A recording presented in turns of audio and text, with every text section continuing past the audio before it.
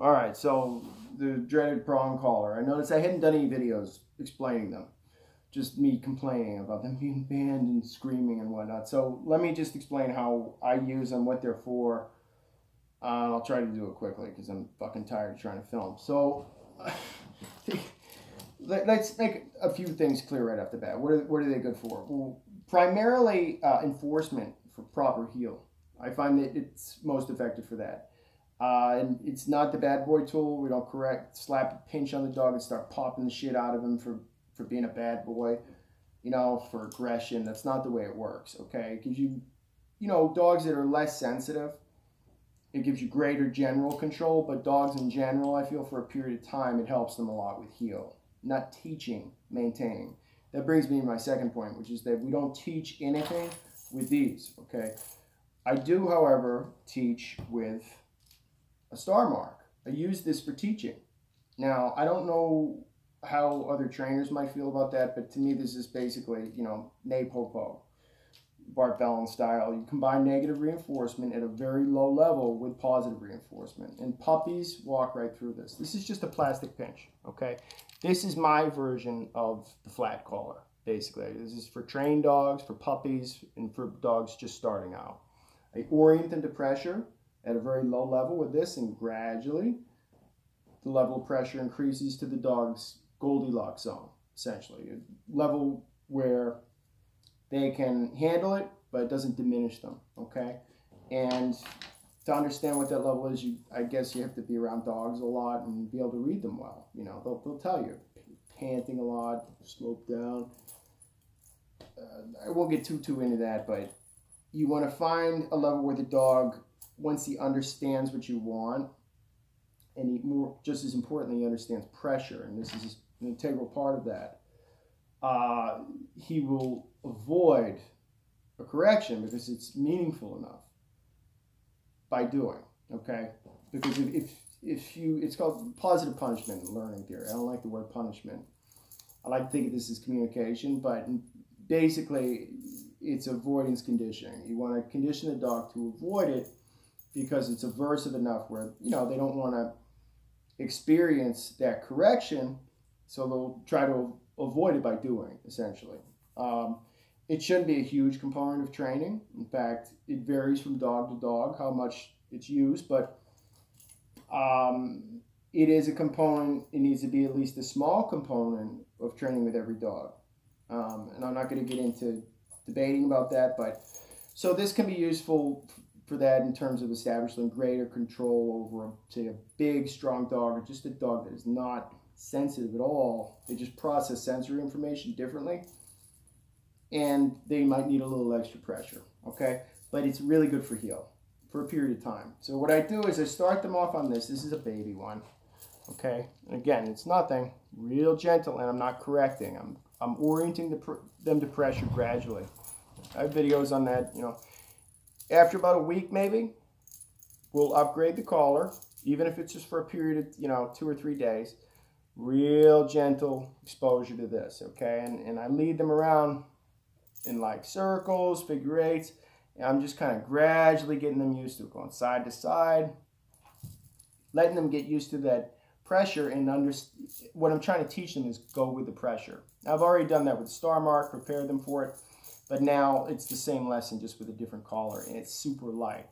And then gradually the pressure comes up, gradually, until they fully understand what is being asked of them, and they fully understand pressure. They know to go with it, they know how to turn it off, and then, this is usually at the end of week 2, 2.5 weeks in sometimes, with commands and stuff like that. Then we can move on to avoidance training, which is correction for the dog not doing. And usually by week 4, I have the dog back down to one of these, okay? I like to see the dogs fully compliant with me with a star mark when they go out. Now, the reason I said this is my version of the flat collars is because flat collars put a lot of tracheal pressure on the dog. Put these on correctly, by the way, it's not going to be on the dog's tracheal area. It should be like that, okay? See how the teeth aren't on my throat? Okay. So, and there are videos out there would tell you the opposite, and I think that's totally wrong. So, in any event, This puts trachea pressure on a dog, especially one that pulls, and engages their oppositional reflex. It's static pressure.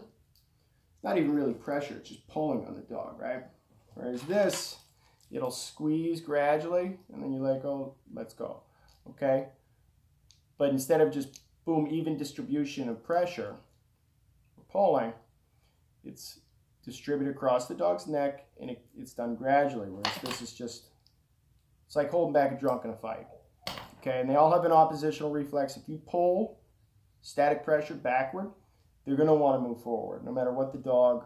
They all have, it's you know, one dog may have a very strong oppositional reflex, another one may have a very weak one, but it's there with all of them. It's part of how they maintain their balance. So, and I mean, it's basically, it's not as bad as a harness though. A harness makes them pull way worse, which is why they use it in weight pulling and sled racing. And I don't use these in protection though. Okay, again, because of the tracheal stuff, I use a harness, a padded one. So we go from this, and we go to, depending on the size of the dog, to this briefly. Now this, everyone thinks is like, oh, this is like the nuclear option. Actually, this is, depending upon the size, right? If it's too big for a dog, you don't use it. But you use the bigger ones, it's a little bit less intense. This is sharper than this. And this is sharper still. Okay? I think this is probably this is 4.0 millimeters, and I think this one is 2.5 or 2.3. I forget. And this, I think this one's 2.25. Something like that. So if it's a tougher dog, the experience is the same.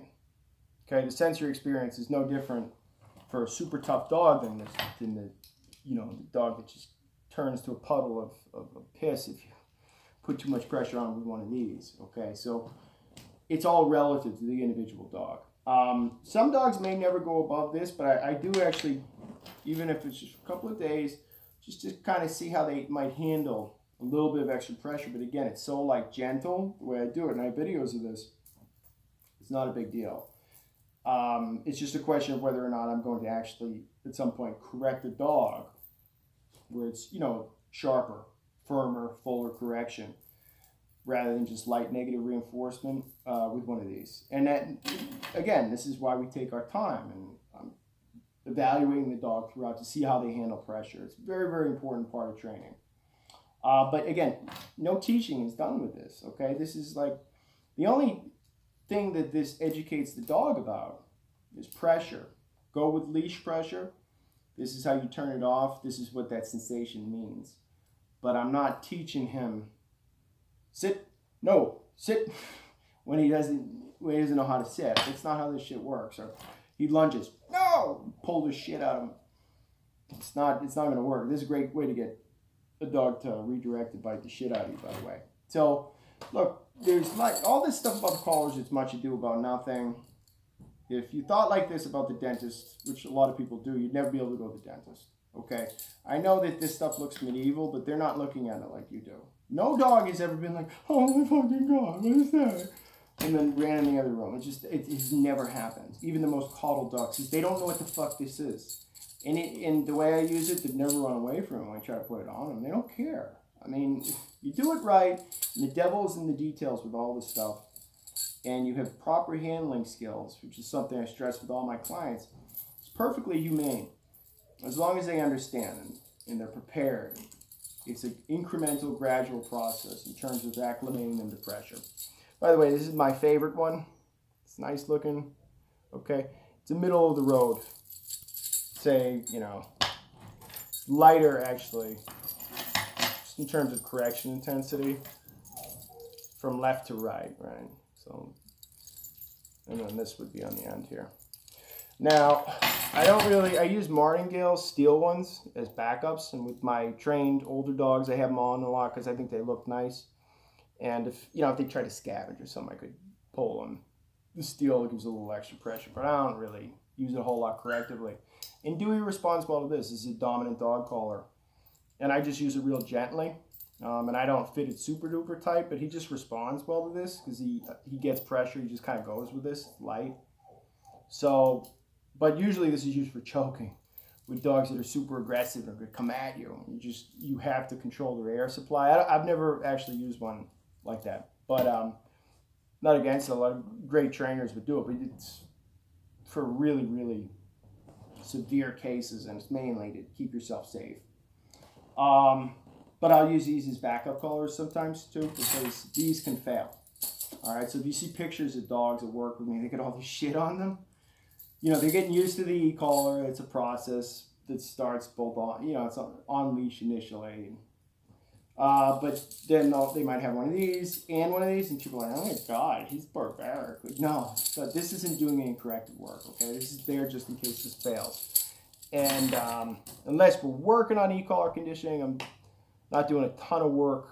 I'm not doing a ton of corrective stuff on leash with the dog, with the e-collar either. It's good in maybe certain contexts. Also, small dogs, they get exposed to this. This teeny tiny tater tot one, no biggie. You do it right, it's not a big deal, okay? It's like, I have a video, I think it's called Horsemanship with Big Boy. And I'm just leading him around like a horse. It's light negative reinforcement. I'm teaching him about pressure. That's what I do with all of them in the beginning. Because I want them to understand the perceptual experience of having that steel pinch on, understanding it, and understanding to go with it, with the pressure, okay? So these are the tools that I use, and this is probably the most indispensable one. But, it's at the beginning and at the end. And don't worry too much about, like, look, if your dog stays on a collar that maybe looks barbaric to you, those are your eyes and everybody else's maybe, or shitty people's eyes. Your dog isn't looking at it like that. If you don't have to correct the dog that often with this, but you do with this, to me that's not really the decision. That's not an ideal outcome either. The dog, once they fully get pressure and they know what you want, they should do what you ask, but there's a lot of reasons why a dog may not be compliant. It's never because the dog's being an asshole. And the solution to that problem is not going to be, let's slap the bad boy medieval torture device on him and fuck his ass. It's just counterproductive. Yeah, I mean, that should be obvious.